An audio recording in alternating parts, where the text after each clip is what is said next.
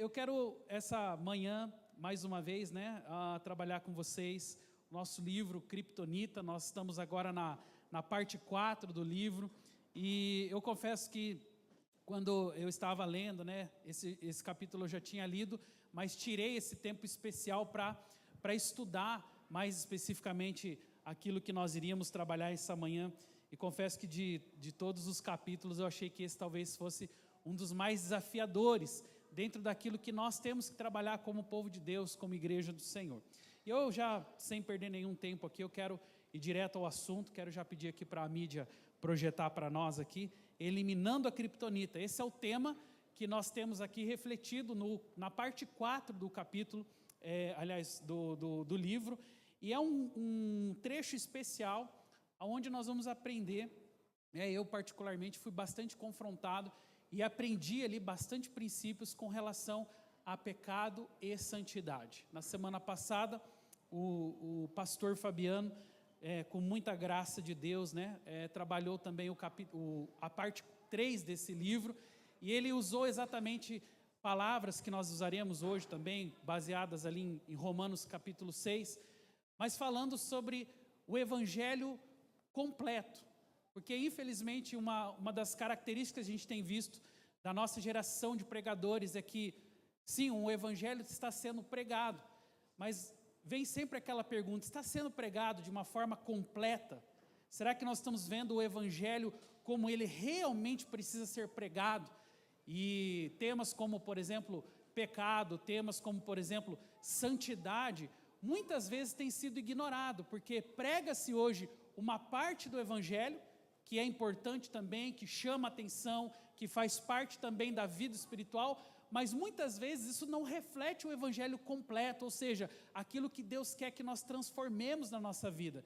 E muitas vezes isso envolve também falar sobre o pecado, nos confrontar nessa área do pecado, falar sobre a santificação, A Bíblia fala em Hebreus, vamos passar provavelmente por esse texto, a santificação sem a qual ninguém verá a Deus. Então são temas importantes para que nós possamos refletir, não somente refletir, mas fazer uma imersão, tentando procurar em nosso coração, e eu creio que esse é um desafio especial para essa manhã.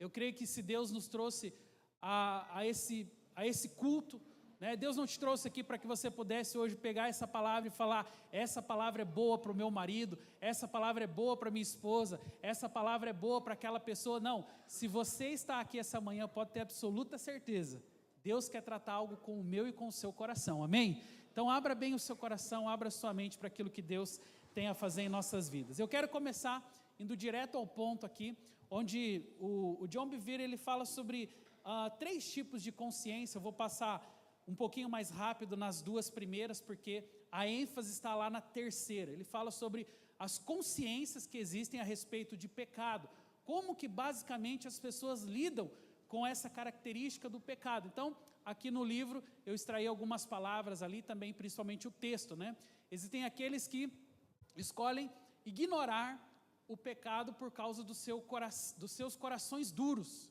Eles estão imunes à realidade de partir o coração de Deus. O Senhor lamenta sobre eles, e ali tem um versículo de Jeremias, capítulo 8, verso 12, que diz: ficaram eles envergonhados de sua conduta detestável? Não, eles não sentem vergonha e nem mesmo sabem corar. É essa palavra mesmo que está ali, Então, o que o autor está dando ênfase aqui é sobre um tipo de pecado deliberado, onde as pessoas pecam, mas sequer sentem vergonha pelo pecado. É aquilo que talvez em uma outra área de interpretação nós entenderíamos como o espírito da iniquidade. O iníquo é exatamente a pessoa que ela não sente qualquer tipo de dor pelo pecado muitas vezes praticado. E embora eu acredito que essa seja talvez a menor parcela da sociedade, eu acredito que boa parte das pessoas que pecam, elas têm uma consciência mais pesada e não uma consciência cauterizada, mas mesmo assim o fato é que existem sim pessoas que pecam deliberadamente, e muitas vezes elas não enxergam que o seu pecado está ferindo o coração do Pai. E muitas vezes essas pessoas, mesmo sabendo que isso fere o coração do Pai, ou mesmo sabendo que existe um Deus supremo, existe uma moral que é regida pela palavra de Deus, ainda assim não há sobre essas pessoas qualquer tipo de peso sobre a sua consciência. E é o que Jeremias está dizendo. Ele faz uma pergunta: ficam envergonhados pela sua conduta? E ele mesmo responde: não, eles não sentem vergonha. E talvez das 3 características que vamos apresentar, que essa seja realmente a pior delas, que é pecar e não sentir sequer vergonha do pecado que está sendo cometido. E ali ele continua, daqui no caso são as palavras do livro, quando ele diz que a consciência deles é fraca e às vezes até ao ponto de ser cauterizada, que significa dizer que num português mais direto, né? Eu não estou nem aí, né? Eu não estou nem aí se estou ferindo a Deus, se estou ferindo princípios, se estou passando por cima da moralidade, se eu estou passando por cima de princípios tão elementares da palavra de Deus. São pessoas que não se importam com o coração de Deus. Então essa é a consciência cauterizada. Outra consciência que ele trabalha é a consciência acomodada. Se por um lado esse primeiro indivíduo que foi citado ali, ele não está nem aí para o pecado, você tem um outro tipo de indivíduo também na sociedade, que ele é acomodado com relação às questões relacionadas a pecado e santidade, né? Ali no livro está escrito: são pessoas que agarram-se firmemente à verdade que nos tornamos santos em Cristo, mas acreditam na mentira de que não é necessário viver uma vida santificada. Ou seja, acredita-se em uma parte do Evangelho, acredita-se que nós somos chamados para sermos santos. Eu vou afunilar esse princípio um pouquinho mais à frente, mas são pessoas que não entendem a importância também de viver uma vida santificada. Olha só, Paulo aborda essa mentalidade especificamente quando ele escreve lá em Romanos 6,12, o pastor Fabiano passou por esse texto na semana passada, quando ele diz: o que diremos então? Continuaremos pecando para que a graça aumente? De maneira nenhuma. Nós, os que morremos para o pecado, como podemos continuar vivendo nele? Ou seja, explicitamente aqui Paulo está confrontando o tipo de coração acomodado, que peca também deliberadamente, mas que muitas vezes não tem a consciência de que o seu pecado está ferindo o coração de Deus. E eles se respaldam muitas vezes em supostos princípios bíblicos, porque nega-se uma parte do Evangelho, porque é muito mais fácil pensar: não, eu sou santo sim, o Senhor já me chamou para ser santo, essa condição já foi estabelecida sobre a minha vida e isso não afeta a minha espiritualidade daqui para frente. E o que nós vamos aprender essa manhã, até segundo o capítulo que nós estudamos, é que sim, afeta, porque apesar de termos sido chamados para sermos santos, e essa é a palavra que nós veremos daqui a pouco, lá no livro de Hebreus, no capítulo 11, conforme as Escrituras nos dizem, mas a palavra diz que o fato de ter essa condição posicional sobre a nossa vida, não significa que nós não temos que nos santificar diariamente, porque a santidade em si é um chamado de Deus para a nossa vida, e nós precisamos nos posicionar sobre isso, também através das nossas atitudes,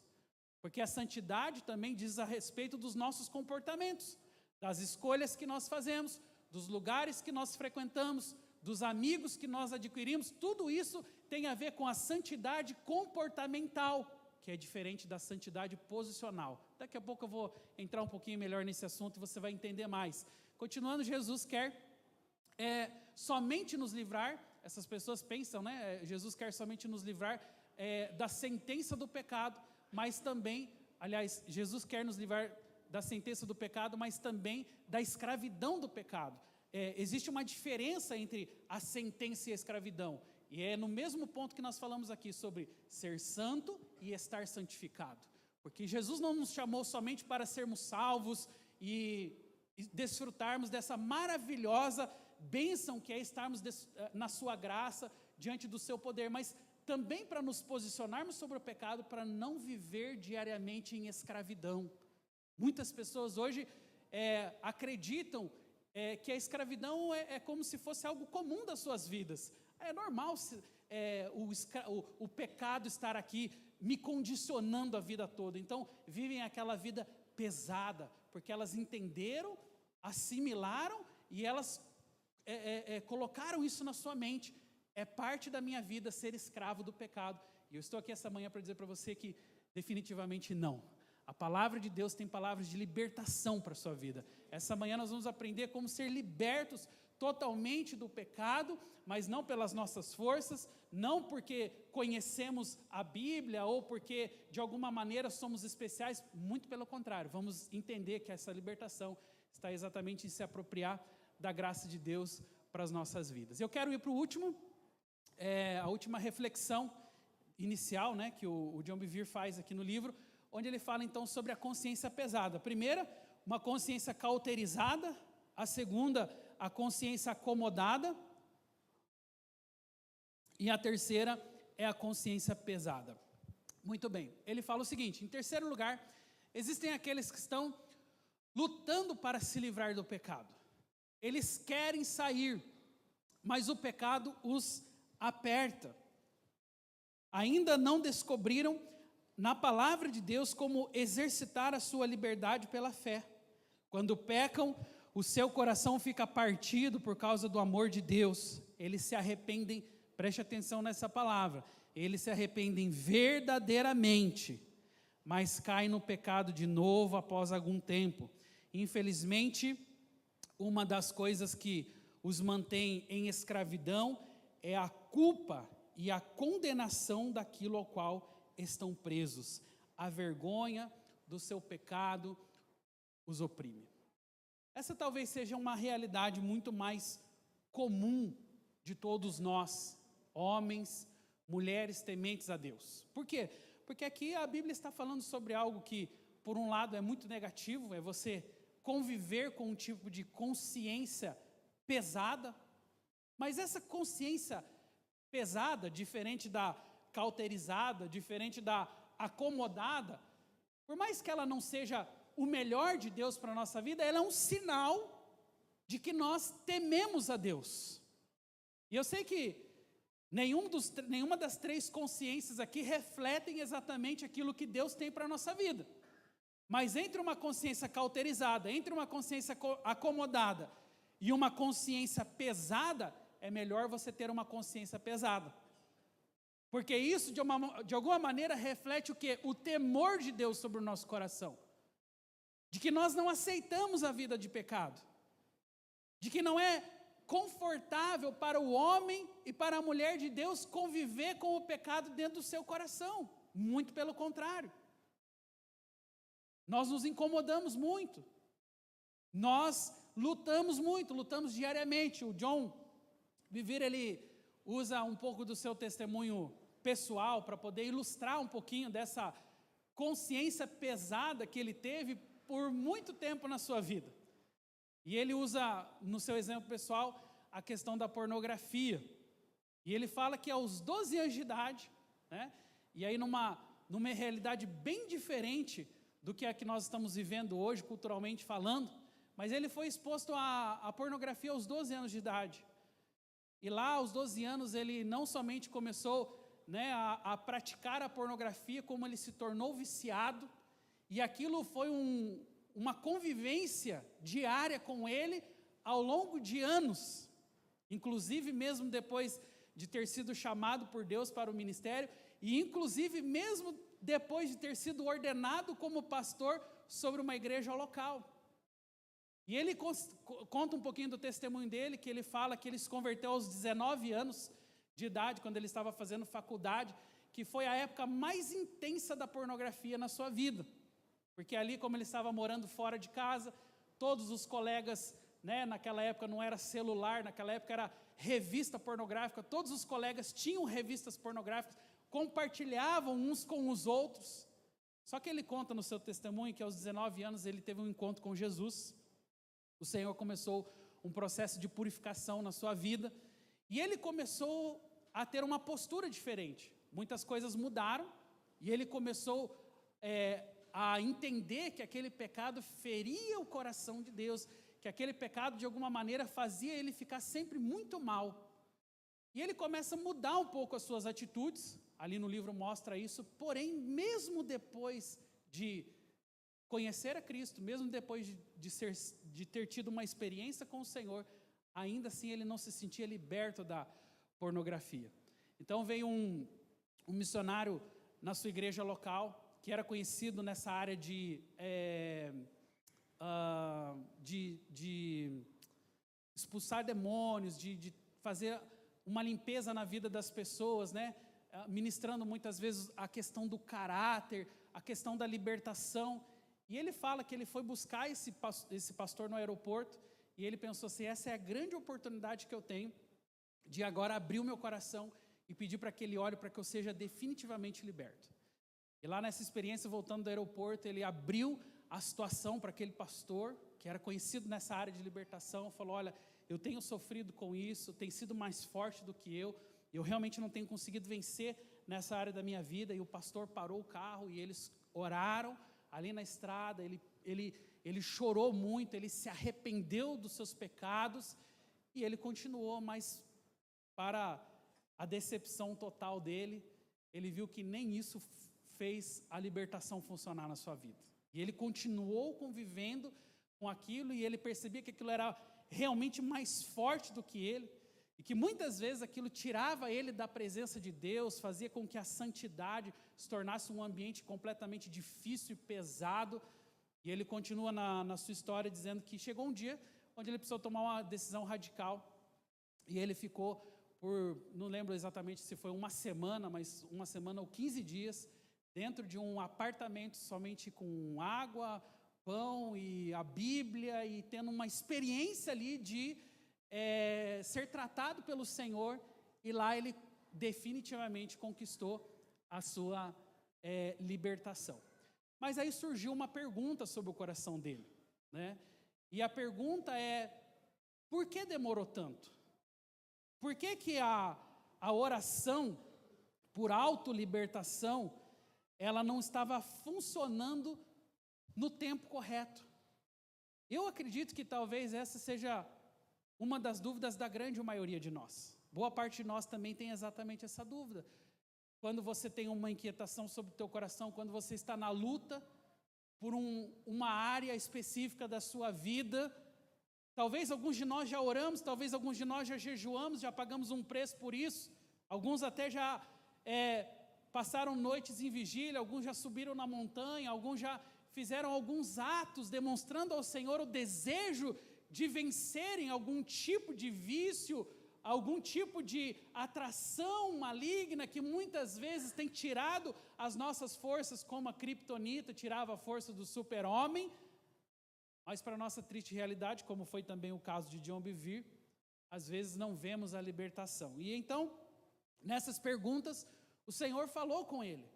O Senhor trouxe clareza para o coração do John, dizendo, olha, será que a tua oração está correta? E nisso ele cita aqui o texto, deixa eu ver aqui, não está passando mais, gente. Pode passar aí para mim, por favor? Eu acho que deve ter acabado a bateria aqui. Mas ele cita o texto de Tiago, capítulo 4, verso 3. Se não estiver aparecendo ali, está lá. Né? A Bíblia fala assim, pedem, mas não recebem, porque pedem com más intenções. No final, é como se Deus estivesse falando para ele, qual é realmente a motivação do teu pedido? Porque uma coisa ficou aparente para Deus. Quando John estava clamando por libertação, ele não estava exatamente clamando por libertação porque ele tinha medo de que o seu pecado pudesse ferir o coração de Deus. Mas ele tinha medo de ser ferido na sua reputação. Ele estava mais preocupado com a reputação dele. Pense, ele era um ministro do Senhor. Ele era um homem de Deus. Como que um homem de Deus, então, vai estar assim exposto à pornografia? Como que um homem de Deus vai cair em um pecado tão básico como esse? Então a grande crise no coração dele não é que o seu pecado machucava o coração de Deus. A grande crise no coração dele é: será que se descobrirem aquilo que acontece comigo na intimidade, será que as pessoas ainda vão me respeitar? Será que as pessoas ainda vão acreditar nas minhas palavras? Será que eu ainda vou continuar casado? Será que eu não vou perder o meu emprego ou alguma coisa dessa natureza? Então, o que o Senhor estava mostrando para John é que a oração dele estava no lugar errado.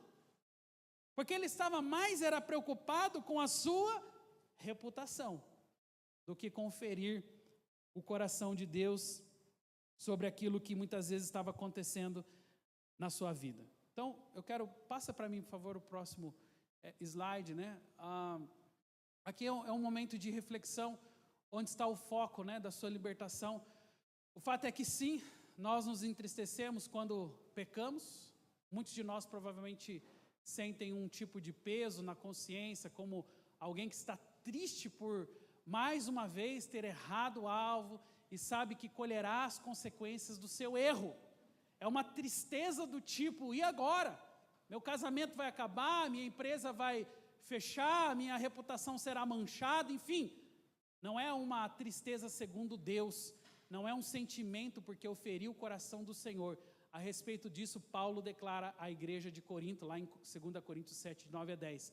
A tristeza segundo Deus não produz remorso, mas sim um arrependimento que leva à libertação. E a tristeza segundo o mundo produz morte.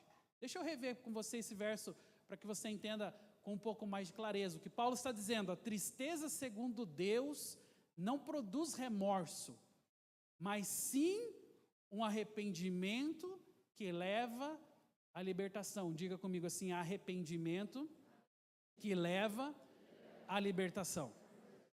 Então, a primeira coisa que nós precisamos entender é que tristeza segundo Deus não causa remorso. Que uma das dores que boa parte das pessoas tem e muitas vezes enfrentam relacionadas ao pecado é a dor do remorso. Mas a palavra está dizendo: se é de Deus, se é uma tristeza segundo o coração de Deus, essa é a primeira característica: não tem remorso, não tem dor, não tem um tipo de sentimentalismo, não tem um tipo de vitimismo, que é o que muitas vezes a gente vê se aplacar sobre pessoas que muitas vezes não estão realmente posicionadas em Cristo. E ele continua dizendo que, além de não ter remorso, ele fala assim que a tristeza segundo Deus, né, a tristeza segundo Deus não produz remorso, mas sim um arrependimento que leva à libertação. A palavra libertação está ali, e eu, para encurtar, logicamente, o processo, não quis descrever toda aqui, mas a palavra que aparece em muitas traduções é a palavra salvação, que tem a mesma raiz hebraica de libertação. Então é por isso que o John preferiu trabalhar nesse quesito, dizendo: olha, o arrependimento verdadeiro em Deus, ele leva você à libertação.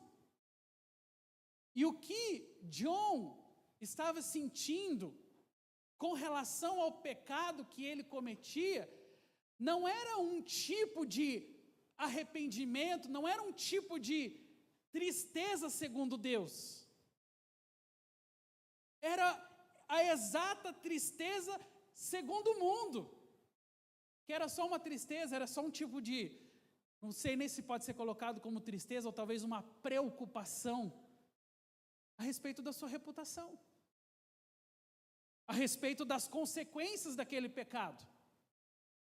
E talvez até seja assim uma preocupação nobre por um lado, porque todo pecado traz consequências, mas por outro lado também revelava uma face do coração dele, onde ele não estava nem aí com o coração de Deus, onde ele não estava nem aí para o sentimento do Pai a respeito do pecado que ele estava cometendo. E Paulo, com muita clareza, diz que esse é o tipo de tristeza segundo o mundo e não segundo Deus. E para que a gente possa entender melhor, passa para mim, por favor, próximo slide. A gente vai usar a vida de dois reis, Saul e Davi.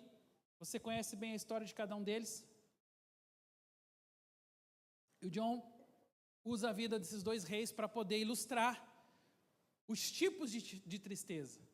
A diferença entre a tristeza segundo o mundo e a tristeza segundo Deus. Então, a Bíblia fala muito sobre a história de Saul, e aqui um trechinho dela, né? Saul desobedeceu a Deus no incidente com os amalequitas, quando ele foi chamado pelo profeta Samuel. Ele negou, mas Samuel foi implacável. Então Saul colocou a culpa no povo. Somente após a persistência do profeta, Saul, ele finalmente disse: eu pequei. Depois ele confessou e disse rapidamente a Samuel, está registrado lá em 1 Samuel capítulo 15, verso 30, agora honra-me perante as autoridades do povo e perante Israel. Veja, é como se, em outras palavras, a gente estivesse dizendo assim: olha, Saul foi pego no seu pecado, deliberado de desobediência. Sim, as Escrituras afirmam isso, e quando ele foi pego no seu pecado, o que a palavra de Deus registra é que ele teve um tipo de comportamento que não revela exatamente o arrependimento, né, segundo Deus, que não revela exatamente a tristeza segundo o que o Senhor pensa ao nosso respeito, mas sim conforme a sua necessidade, sim conforme a sua reputação, porque quando ele foi pego, ele pediu a Samuel. Ele reconheceu o seu erro? Reconheceu. Vamos pensar sobre isso. Saul reconheceu o seu erro, ele não passou por cima dele. Ele não disse que o que ele fez não era pecado, ele não ficou lutando contra aquilo que era evidente na sua vida, ou seja, ele reconheceu o pecado. Mas qual foi a motivação do seu reconhecimento? A sua reputação. Porque com o que ele estava preocupado? Com ser honrado diante das autoridades e do povo de Israel. Ele não estava preocupado se ele feriu o coração de Deus. Ele estava preocupado em restaurar sua posição. E essa é uma boa maneira de nós enxergarmos a nossa mentalidade de arrependimento. Se ela é segundo Deus ou se ela é segundo o mundo. No final, quando eu me arrependo, qual é a motivação por trás do meu arrependimento? É só não colher as consequências do meu erro na minha casa, no meu trabalho, na minha família, na minha vida pessoal? Ou é principalmente porque feri e machuquei o coração de Deus? E Saul, nitidamente nesse texto, ele deixa claro que o lugar do seu arrependimento não era segundo Deus. Mas vamos ver o caso de Davi. Passa para mim, por favor. O rei Davi, por outro lado, também pecou grandemente. Ele cometeu adultério com a esposa de outro homem. Ele manipulou o assassinato do marido dela para cobrir o seu pecado, algo gravíssimo. O profeta Natã, assim como o profeta Samuel confrontou o rei Saul, o profeta Natã também confrontou a Davi. E o que a Bíblia vai nos dizer é exatamente isso, que o profeta Natã confrontou ele na frente de toda a sua equipe de líderes e do povo. Agora vejamos qual foi a atitude de Davi em comparação com a atitude de Saul.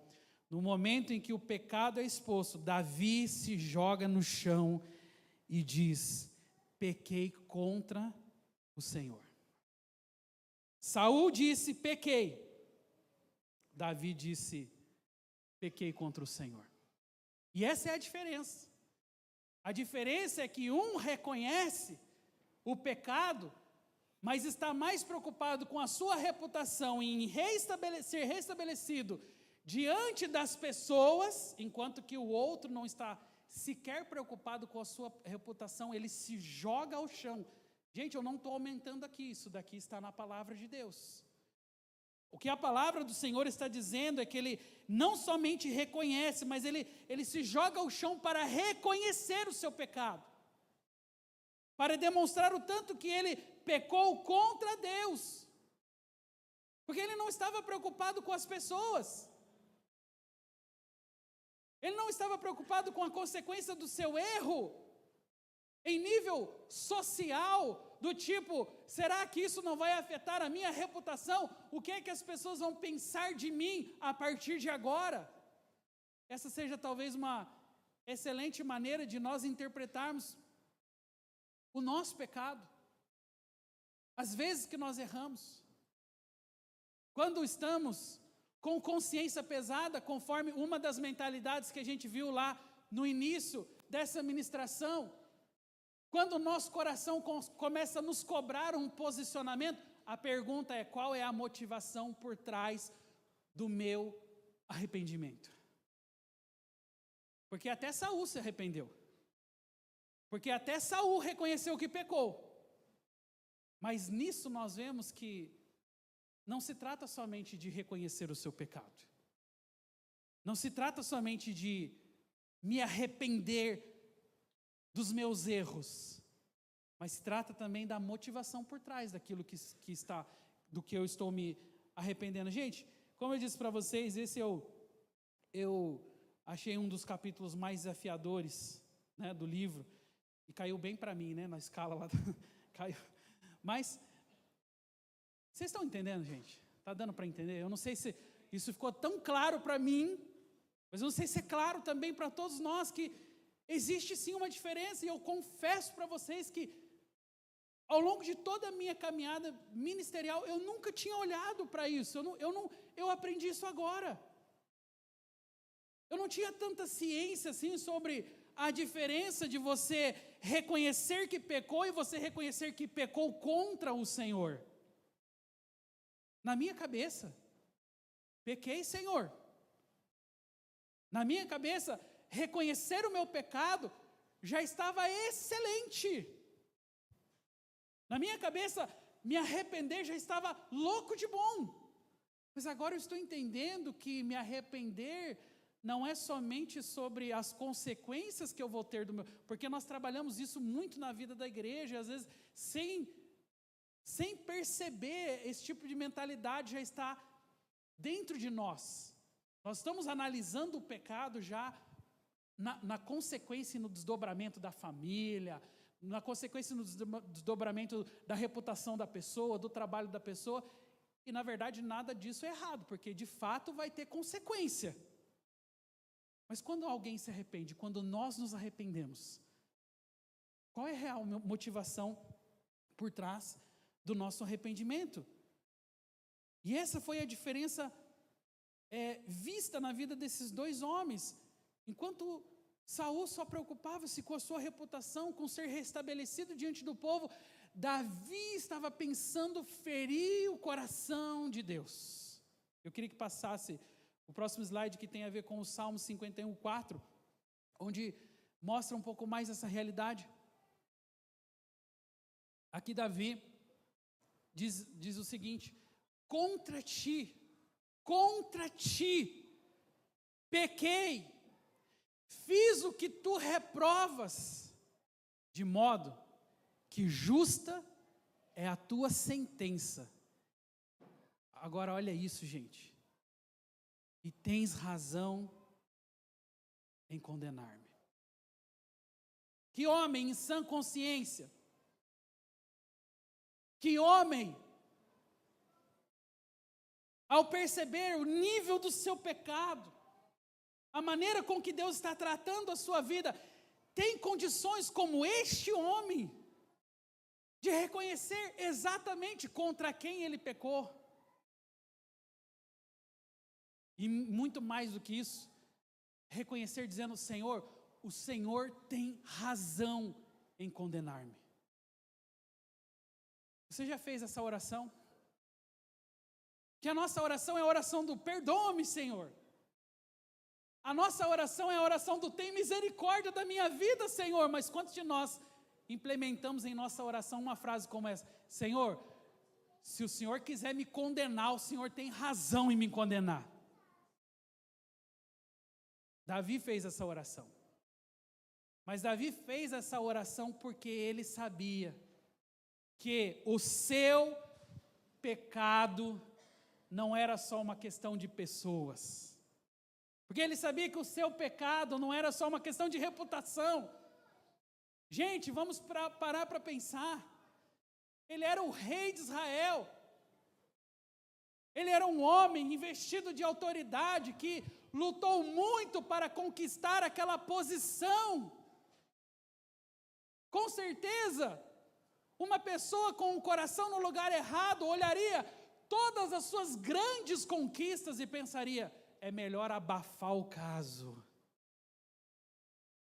Vamos passar um pano nessa sujeira toda. Aliás, ele até tentou fazer isso.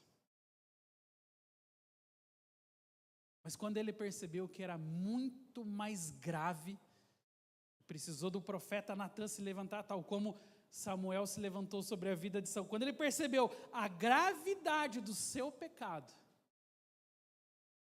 ele já não olha mais para o palácio, ele já não olha mais para o conforto, porque de fato Davi estava aqui arriscado a perder tudo. Porque o erro que ele cometeu era gravíssimo. Mas mesmo com o seu erro gravíssimo, o coração dele se mostrou no lugar certo. A tristeza dele foi a tristeza segundo Deus, e não a tristeza segundo o mundo. E eu quero entrar num ponto mais específico agora, falando sobre pecado e santidade.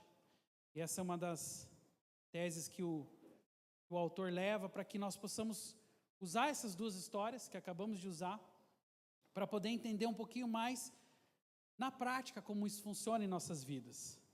Porque afinal de contas a luta contra o pecado, a tentação, não é brincadeira, muito menos algo simples, é uma batalha constante. Principalmente na vida de pessoas que já se expuseram a mentalidades de pecado, a vícios há muitos anos. E hoje nós estamos encontrando exatamente esse perfil de pessoas. Pessoas que não conheceram o pecado hoje. Pessoas que não estão caminhando agora com o pecado, não. Pessoas que estiveram expostas ao longo de toda a sua vida. Que no caso de John foi a pornografia. Mas que no seu caso, no meu caso, ou no caso de qualquer outra pessoa, pode ser uma outra área de luta. Mas que a Bíblia, tal qual o livro aqui nos revela, isso é uma luta sim. É uma batalha que está sendo diariamente travada nas nossas mentes. É algo que faz com que nós então precisemos nos posicionar, porque se pensarmos sobre esse ponto, lembraremos que somos chamados para sermos santos, sim. Essa é uma condição posicional.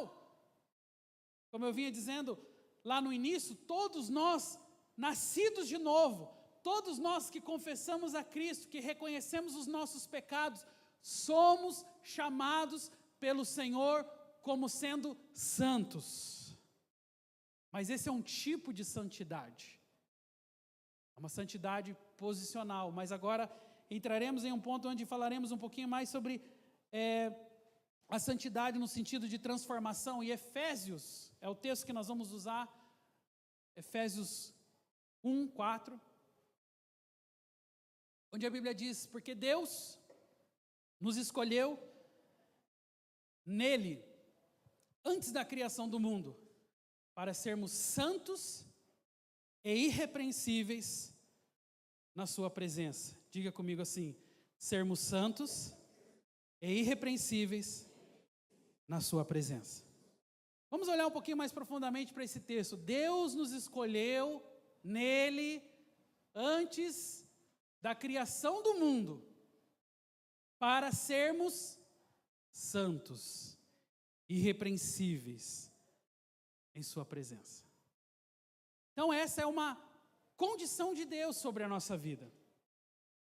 Antes da fundação do mundo, ele já entendia a sua geração como um povo santo, como um povo separado. Essa é uma posição, não é garantida por mim, não é garantida pelo John Bevere, não. É garantida pelo Senhor. Ser santo é uma característica do homem nascido de novo. Já era uma previsão antes da criação do mundo. Portanto, eu preciso merecer para ser santo? Eu preciso lutar para ser santo? Eu preciso comprar a posição de santidade? Não. Porque essa é uma condição pré-estabelecida. Aqui, John Bevere explica muito claramente, é a santidade posicional. Você vai entender agora um pouquinho melhor, porque confesso que eu demorei um pouco para entender esse ponto. Mas tem um outro lado da moeda, e depois de ler o segundo texto ficou mais claro para mim, 1 Pedro, capítulo 1, versos 14 e 15, onde a Bíblia diz assim: como filhos obedientes, não se deixem amoldar pelos maus desejos de outrora, quando vocês viviam na ignorância. Mas assim como é santo aquele que o chamou, sejam santos vocês também em tudo o que vocês fizerem. E aí aqui, Paulo expõe como se fosse uma outra face da santidade. No caso Pedro, né? Aqui Pedro, ele não está mais falando sobre a nossa posição em Cristo, mas ele está falando sobre aquilo que nós fazemos. É claro aqui, talvez em outra tradução, e é o que diz em outra tradução, né? Vocês também devem ser santos em toda a sua conduta, assim como a sua maneira de viver. Então essa é a santidade que diz respeito àquilo que nós fazemos. Porque não é o fato de que sim, sou chamado desde a fundação do mundo para ser santo, que me deixa imune às consequências do pecado na vida. Mas a santidade posicional, ela nos lembra que em Cristo fomos chamados para ser santos, mas ela não nos dá o direito de colher os frutos da santificação. Eu sei que é um pouco desafiador entender isso, foi para mim também. Mas ser santo é uma coisa, e ser santificado é outra. A santificação, ela diz respeito à nossa luta diária, ao nosso posicionamento em Deus. E era exatamente isso que nós estamos vendo aqui na vida dos dois reis. Davi estava dando um passo em relação ao seu chamado posicional, mas o passo que ele estava dando também trazia santificação para a sua vida. Tanto é que o texto da palavra não só reconhece, como nós vimos ali, que ele diz: contra ti pequei, contra ti somente pequei, mas a Bíblia também vai dizer que ele passa uma semana jejuando. Ele coloca que era característico da cultura da época, panos de sacos, cinzas, para reconhecer o seu pecado e para que, como se novamente ele passasse pelo processo então de santificação. E essa não só na vida de Davi, mas também em elementos no Novo Testamento nós vemos características exatamente muito parecidas, mas aqui eu quero dizer para você que é onde começa o grande conflito. E nada disso que foi trabalhado até agora faria qualquer sentido, pelo menos para mim. Eu confesso que até esse ponto da minha leitura, confesso que até esse ponto da minha reflexão, eu continuava confuso. Mas começou a fazer muito sentido para mim a consequência disso tudo, a reflexão disso tudo, porque nós temos uma batalha sendo travada diariamente. E essa batalha é contra o pecado. Nós estamos aqui ilustrando desde o início dessa série que essa batalha nada mais é do que a luta contra a criptonita. O que é a criptonita? É o nosso pecado, é a ação do pecado que muitas vezes tira nossas forças, que mina as nossas forças, que enfraquece o povo de Deus, que não permite que o povo de Deus desfrute de tudo aquilo que ele foi chamado para viver. Só que uma das coisas que talvez assim quebrou meu coração, é a frase que eu vou colocar agora, foi o momento mais especial dessa leitura. Veja se você pode compreender isso. Aqui está dizendo que, uma definição, né? Graça é a capacitação imerecida de Deus que nos dá a habilidade de fazer o que nós não conseguimos ou não conseguiríamos fazer sozinhos. Foi isso que John descobriu. Depois de uma grande batalha, ele concluiu o que todos nós concluímos, que parece que é sempre mais forte do que nós. Que você luta, que você se posiciona, que você até mesmo jejua, como foi o caso de John, quando ele jejuou, quando ali por 2 anos, depois daquela oração que eu mencionei aqui, do pastor sobre a vida dele, ele continuou jejuando, ele continuou orando, mas ele via que era mais forte que ele. E Kryptonita é exatamente assim. Na hora, o super-homem pode até subestimar e pensar, é só um mineralzinho de nada, é só uma pedrinha verde. John podia ter feito isso. O super-homem também. Mas tal qual o super-homem, né, trazendo um pouquinho para a realidade daquilo que é o personagem, ele tinha também um lugar de abastecer as suas forças, que no caso era o sol. O sol é o que recompunha as forças do super-homem, tal qual também nós, homens e mulheres de Deus. Nós temos um lugar para nos fortalecer, o que significa dizer que nós não estamos sozinhos nessa batalha. O que significa dizer que se você estiver travando uma luta contra o pecado, com base nas suas forças, eu declaro a você, a sua jornada é curta. Porque nós não estamos preparados para isso, nós precisamos do elemento essencial para combater o pecado nas nossas vidas, e o nome desse elemento chama-se graça de Deus. Amém.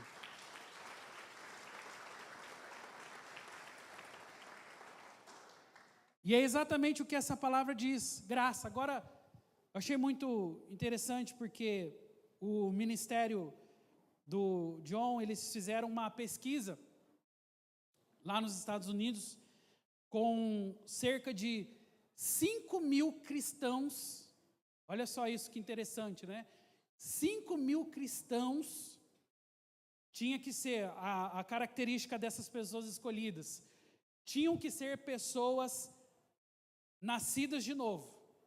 Tinham que ser pessoas que não só frequentavam a igreja, tinham que ser pessoas que realmente reconheceram Jesus como Senhor e Salvador, tinham que ser pessoas que sabiam da consequência dos seus pecados, enfim. Eles selecionaram 5.000 pessoas e pediram para 5.000 pessoas dar 3 definições sobre a graça de Deus. Porque eles queriam ter uma noção de como é que as pessoas interpretavam graça de Deus. E essa é uma boa pergunta para nós. Como você interpreta a graça de Deus? Como nós enxergamos a graça de Deus? Eu vou ler esse trechinho porque eu não coloquei ali na projeção, mas ele coloca da seguinte maneira, ele fala, olha, depois de fazer essa pesquisa, né, os resultados da pesquisa mostram que quase todos associavam a graça de Deus à salvação. Mas o resultado trágico foi que menos de 2% desses cristãos sabiam que a graça é a capacitação de Deus. Se você puder, deixa eu só ver se é isso mesmo. Veja, depois dessa confirmação, veja o que John conclui. Ele fala: a realidade é que nós não podemos receber nada de Deus a menos que acreditemos. E não podemos acreditar no que não sabemos. Então, para que nós possamos acreditar, primeiro nós precisamos conhecer. Ok, pessoal? E aqui ele fala o seguinte: se aproximadamente 2% dos cristãos sabem que a graça nos capacita, então, mais ou menos 98% dos cristãos estão tentando viver santos por sua própria capacidade, o que é impossível. E ali vem a frase: frustração, derrota, depressão, condenação e culpa certamente estarão inclusos nesse cenário. Gente, isso é gravíssimo. O meu olho saltou nas folhas do livro quando eu estava vendo essa pesquisa, porque eu fiquei observando e pensando: é real. É real. A grande maioria das pessoas associa a graça de Deus com algo que ela também é, mas não é o principal. Porque a graça de Deus, principalmente sobre as nossas vidas, é para nos fortalecer. Ali, apenas 2% acreditam que a graça de Deus, ela é fundamentalmente a arma de Deus para nos capacitar. Diga comigo assim: graça capacitadora de Deus. Então, quando você está lutando contra o pecado, você pode usar exatamente essa arma. O que é a graça de Deus? É a capacitação divina sobre as nossas vidas para vencer o pecado. Se você está lutando com as suas próprias forças, o resultado, como nós vimos, frustração, derrota, depressão, condenação, culpa. E é por isso que o povo de Deus tem andado assim, derrotado, frustrado. Por quê? Porque nós estamos lutando com as nossas forças. Nós não estamos lutando com a força celestial. Nós não estamos lutando com o poder de Deus, nós não estamos nos apropriando da graça capacitadora de Deus sobre a nossa vida. Porque achamos que dá pela força do nosso braço, porque achamos que dá pelo tanto de tempo que eu tenho na igreja, porque achamos que é pelos nossos méritos, achamos que é por aquilo que nós fazemos e definitivamente não é. É só pela graça de Deus que um cristão pode vencer nos dias de hoje. Quantos estão entendendo essa palavra? Gente, por que hoje é tão claro isso? Ver decepção e frustração na vida de homens e mulheres de Deus. Pelo simples fato de que nós, tal como boa parte dessas pessoas que foram alvo dessa pesquisa, não entendemos o poder da graça de Deus. Não entendemos que ela é capacitadora. Que você pode entrar em um lugar, em Deus, para superar todas as suas limitações, mas a vida toda você pensou que era sobre performance, a vida toda eu pensei que era sobre a minha performance espiritual, então nós colocamos toda a nossa energia em quanto tempo vamos jejuar, em como faremos, quais rituais faremos para vencer esse pecado, e tudo isso é lícito, é importante, diz respeito à sua vida posicionada. Mas no final, o que nos faz vencer é a graça de Deus. É somente por ela que nós seremos fortalecidos. Então, eu não coloquei ali, mas 2 Coríntios 12, 9 diz: a minha graça é suficiente para você, pois o meu poder se aperfeiçoa na sua fraqueza. A graça de Deus é suficiente. É nela que eu devo entrar. É nesse ambiente provido pelo Senhor, porque pense sobre isso. O Senhor conhece muito, muito melhor do que eu e do que você o que é criptonita. O Senhor conhece muito, muito melhor do que eu e do que você aquilo que nos afeta, os pecados que realmente nos derrubam. Deus conhece tudo isso. E é por isso que Ele proveu uma força, um poder, uma arma no presente para que você pudesse superar até mesmo as suas limitações. Eu queria pedir para o pessoal da mídia voltar naquela frase sobre a definição de graça. Eu achei isso incrível, eu queria que você realmente entendesse isso. Graça é a capacitação imerecida de Deus que nos dá a habilidade de fazer o que não conseguiríamos fazer sozinhos. E é esse recurso que talvez esteja faltando para muito homem e mulher de Deus. Porque talvez você se classifica lá como entre as três consciências, como a consciência pesada. E como eu disse, esse não é o lugar correto do cristão, não é confortável, mas pelo menos se você é da consciência pesada, você é do time das pessoas que está incomodado com o seu pecado, o que já é um passo além da grande maioria das pessoas. Mas Deus não nos chamou para viver com consciência pesada. Quantos podem dizer amém? Deus nos chamou para viver com consciências livres. E para que eu tenha uma consciência livre, eu preciso entender até onde vai a minha força, qual é a minha capacidade e aquilo que eu devo me apropriar, que Deus deixou como um grande recurso, uma ferramenta chamada graça de Deus. Quando eu entro nesse lugar e posso desfrutar, com certeza as condições ao meu redor mudam. 2 Pedro 2, 2 e 3, ele diz: graça lhe seja multiplicada.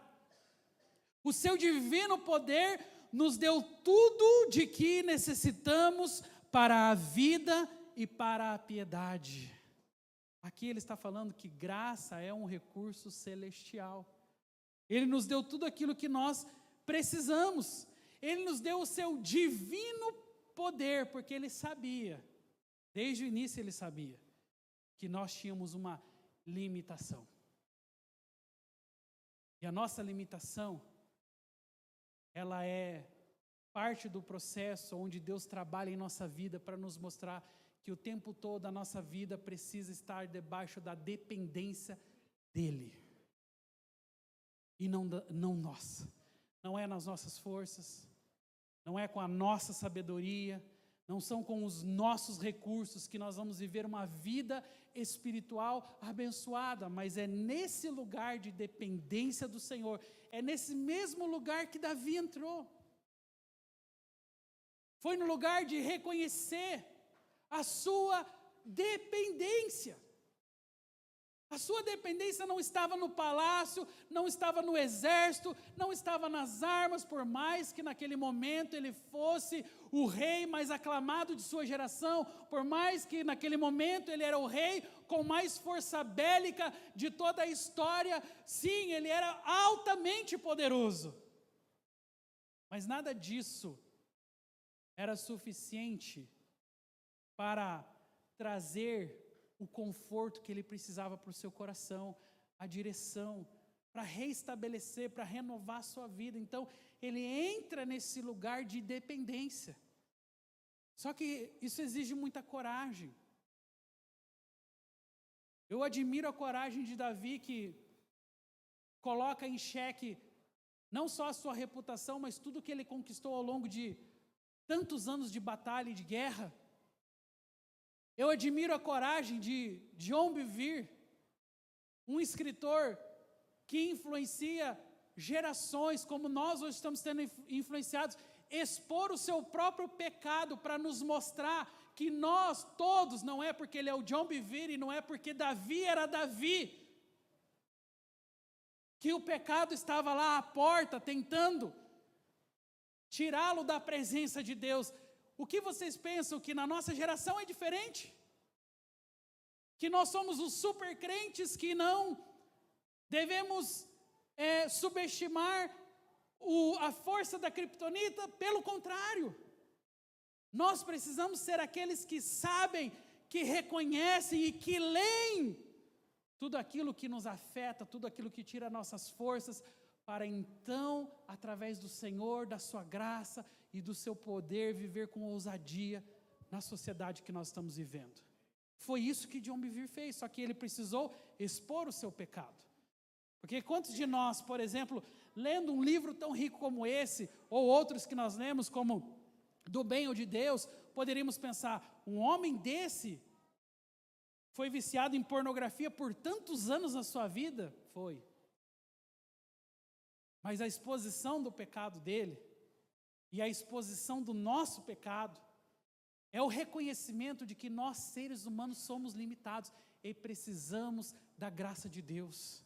É o único jeito de vencermos as lutas, as tribulações. Eu quero continuar, eu tenho duas últimas frases aqui do livro, já vou pedir para o louvor subir aqui no altar. E essa é a conclusão, onde ele fala que a realidade, vê se vocês conseguem encontrar para mim, a realidade é que não podemos receber nada de Deus, a menos que acreditemos, e não a podemos acreditar o que não sabemos, né? Isso nós já falamos.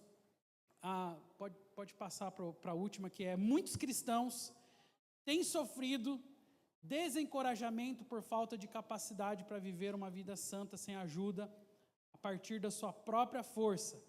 A graça é não apenas a resposta para a salvação e o perdão, mas ela é poderosa provisão de Deus para vivermos uma vida santa. Aquelas pessoas que responderam à pesquisa, aquelas 98% de pessoas, não estavam totalmente erradas quando elas associaram graça à salvação. Elas não estavam totalmente erradas quando, por exemplo, usaram aquela frase clássica que todos nós costumamos usar quando vamos definir graça, que é o favor imerecido de Deus para as nossas vidas. Não era errado eles dizerem isso, mas o grande problema era não reconhecer que, além de tudo isso, graça é um poder capacitador de Deus para as nossas vidas. E talvez esse seja um dos poderes mais perdidos da nossa geração. Porque olhamos para as Escrituras, porque olhamos para a vida de santidade e achamos que está tão longe, achamos que é tão difícil, achamos que é tão penoso. Como que eu vou ser um homem de Deus nessa geração perversa, maligna, corrupta? Como que é possível ser uma mulher de Deus? Como é possível ser uma família cristã em lugares tão hostis como os lugares que nós estamos vivendo, onde o nível de perversidade é tão alto, onde o nível de imoralidade é tão alto? Nós estamos sempre fazendo exatamente essas perguntas. Mas essas perguntas, elas só nascem no nosso coração, porque nós ainda não compreendemos esse lugar de capacitação de Deus para a nossa vida. Porque nós não compreendemos completamente aquilo que graça significa, porque reconhecemos uma parte do seu poder, mas não a sua totalidade. E eu quero te convidar a ficar em pé, preparar o meu e o seu coração para esse momento, e lembrar que o que nos faz realmente encontrar esse lugar é nada mais do que a presença de Deus. Uma das canções que nós cantamos essa manhã foi, uma frase falava: maravilhoso, admirável, mais desejável do que o ouro. Sabe, eu penso que quando Davi se viu na encruzilhada entre o confronto que ele estava recebendo de Natã, a exposição pública do seu pecado, onde todas as pessoas estavam vendo o profeta Natã lhe colocando literalmente o dedo no seu nariz e falando: você pecou, você é quem deveria estar no lugar de Urias, foi você a pessoa responsável por atrair a maldição sobre Israel. Sabe, nessa hora, muitas coisas deviam estar passando na mente de Davi, com certeza. Mas a postura dele, de alguém que reconhece: pequei, Senhor, mas não somente reconhece que pecou, mas ele reconhece que ele pecou contra o Senhor. Era a posição que de alguém que sabia onde estava os valores da sua vida e aquilo que definitivamente ele não podia perder. A Lilian usou o texto, o Raul também, e quando eu creio que os textos se repetem, né? É porque tem uma sintonia de Deus, uma atmosfera onde Deus está querendo ligar uma coisa com a outra, mas onde está o seu tesouro, aí está também o seu coração. E é isso. Se o tesouro de Davi estivesse no palácio, se o tesouro de Davi estivesse na sua força bélica, no seu exército, se os tesouros de Davi estivessem em todas as suas conquistas, provavelmente ele teria ignorado o profeta Natã, talvez até mandado prender e mandado matar todas aquelas pessoas, porque ele tinha poder para isso, ele era um rei. Mas ele sabia que fazer isso era perder o relacionamento com aquele que é maravilhoso, admirável, mais desejável do que o ouro. Então, o que a Bíblia diz é: ele se joga no chão, ele não está se importando com a sua reputação, ele não está se importando com o que as pessoas vão pensar de mim.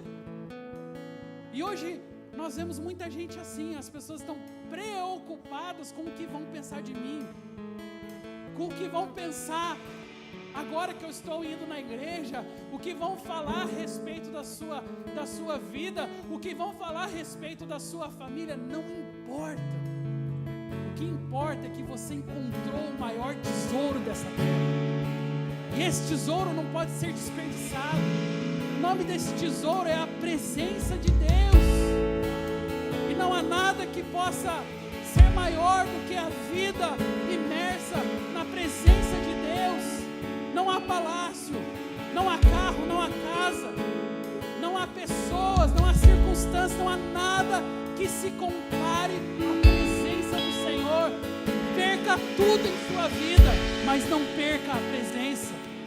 Perca qualquer coisa que você conquistou. Se Davi não teve medo de perder o seu palácio, se Davi não teve medo de perder a sua reputação, nós teremos. E é dia de se lançar ao Senhor, é dia de reconhecer: Senhor, pequei contra Ti.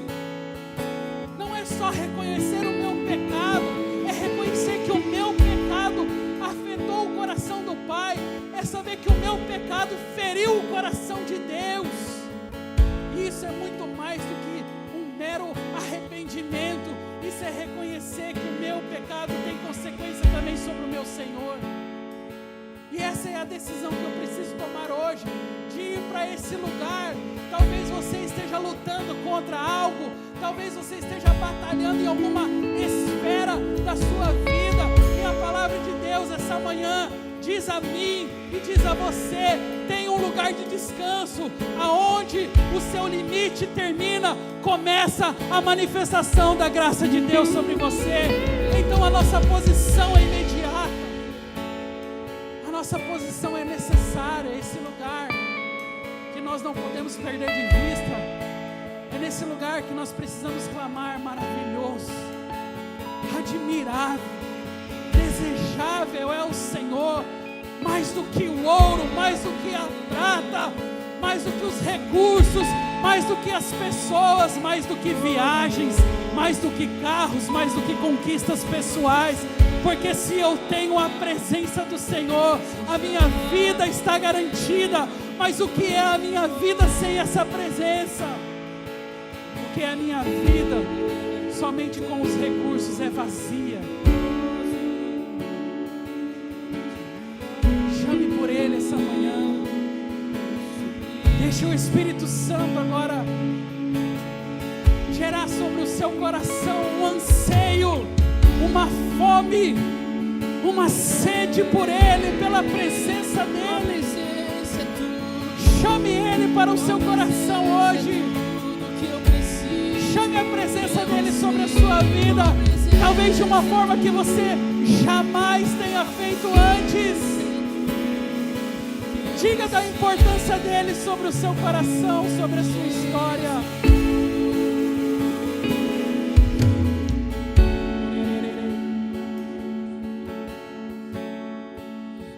envolto em tua presença. Aos teus pés é onde eu quero estar, em meio a tua santidade. Aqui quero ficar.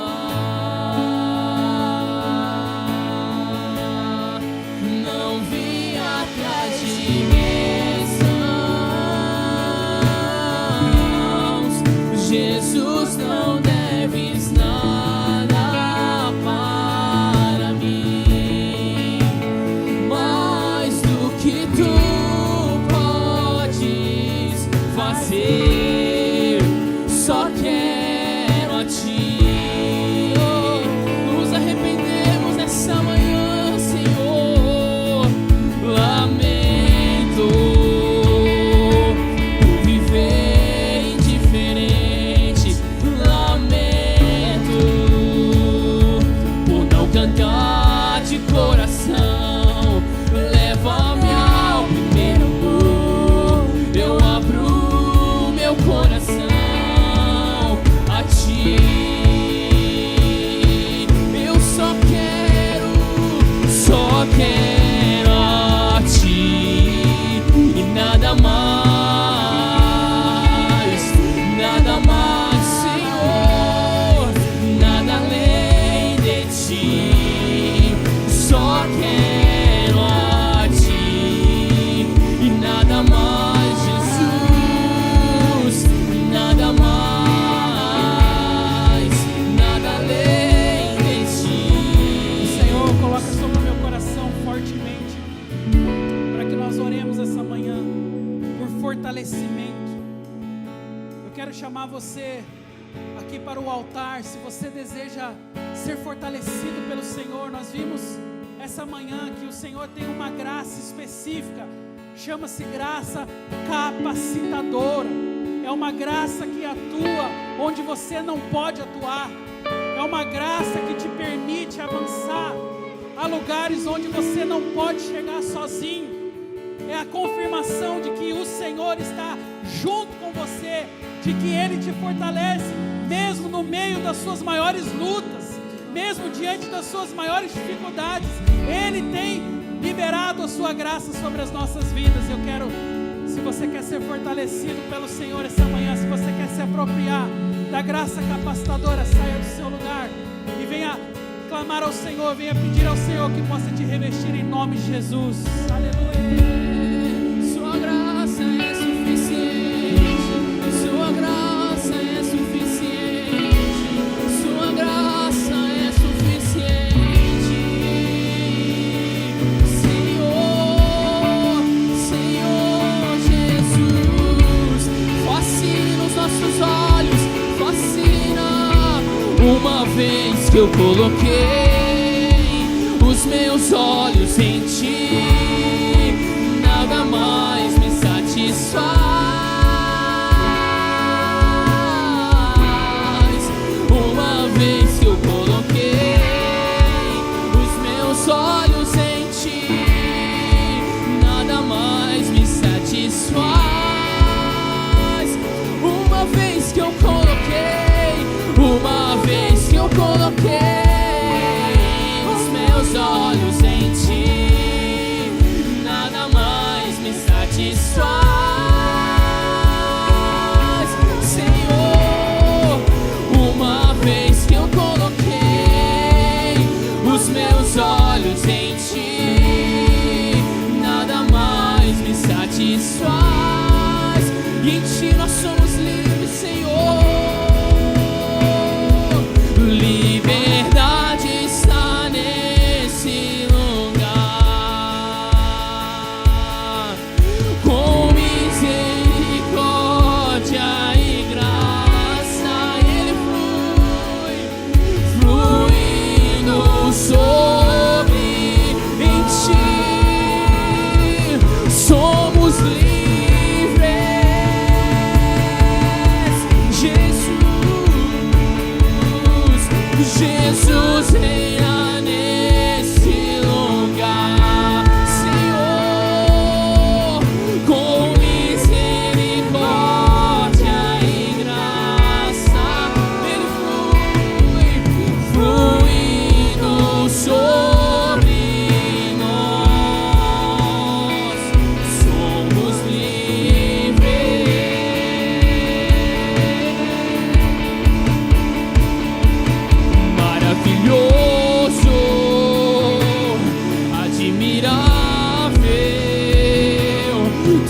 sublime, glorioso. A tua presença é mais desejável do que o ouro, melhor que a vida é teu amor. Ah, como espero o dia em que verei a face do meu amado. Ah, como espero o dia em que a alegria enfim será maravilhoso, maravilhoso, admirável, tão sublime Ele é, glorioso, Senhor. A tua presença é mais desejável do que o ouro, melhor que a vida. Eu encontrei o meu tesouro,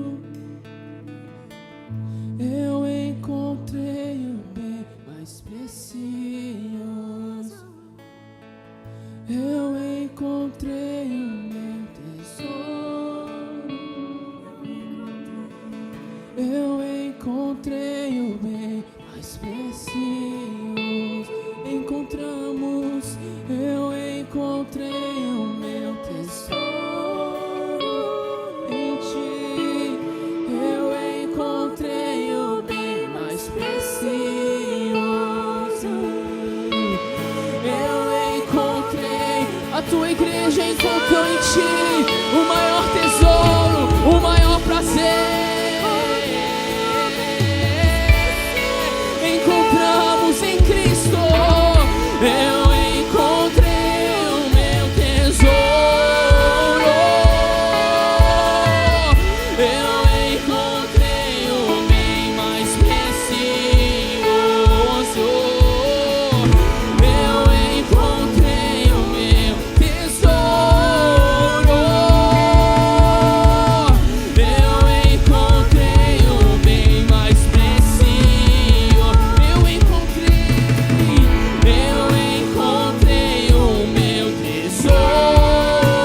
tesouro, Senhor. Eu encontrei o bem mais precioso. Eu encontrei o meu tesouro. Eu encontrei o bem mais Ah, precioso. Senhor, essa manhã os nossos corações se inclinam ao Senhor. Nós estamos aqui para reconhecer, tal como Davi, para sermos vulneráveis, porque sabemos que o poder de Deus se aperfeiçoa nas nossas fraquezas. E nós estamos aqui porque hoje aprendemos isso e reconhecemos que se não for a sua graça sobre nós, se não for a manifestação do poder de Deus através da graça em nossas vidas, o que será de nós? E tal como Davi, nós expomos o nosso coração.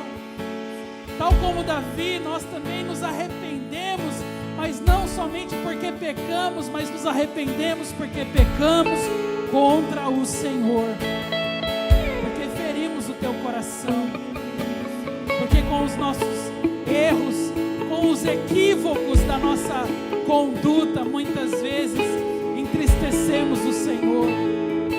E hoje nós estamos aqui, Senhor, arrependidos, pedindo, tem misericórdia das nossas vidas.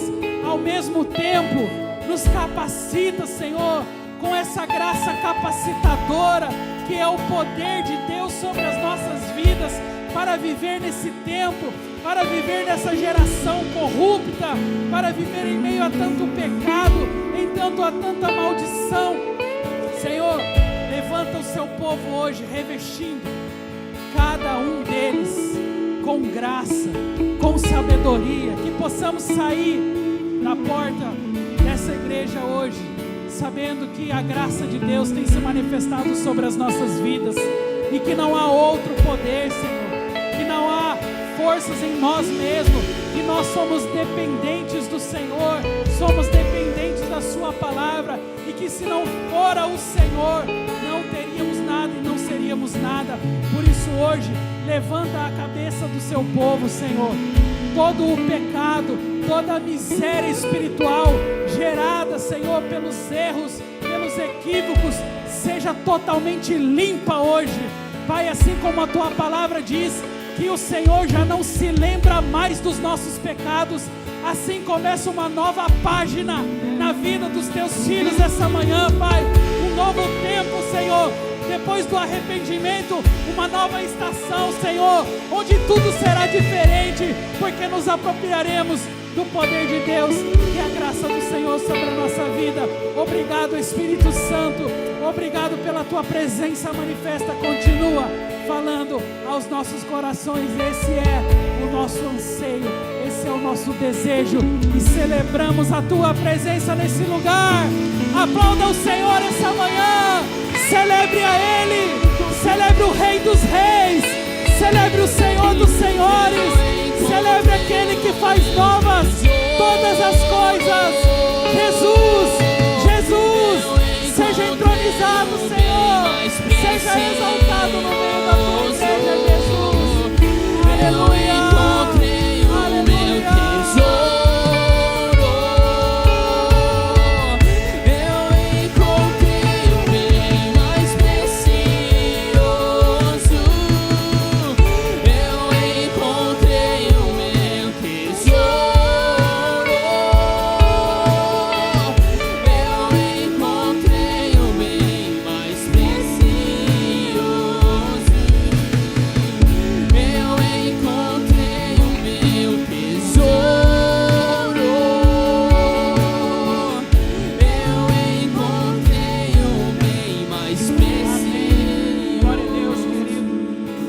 Você tenha um domingo abençoado, cheio da presença de Deus.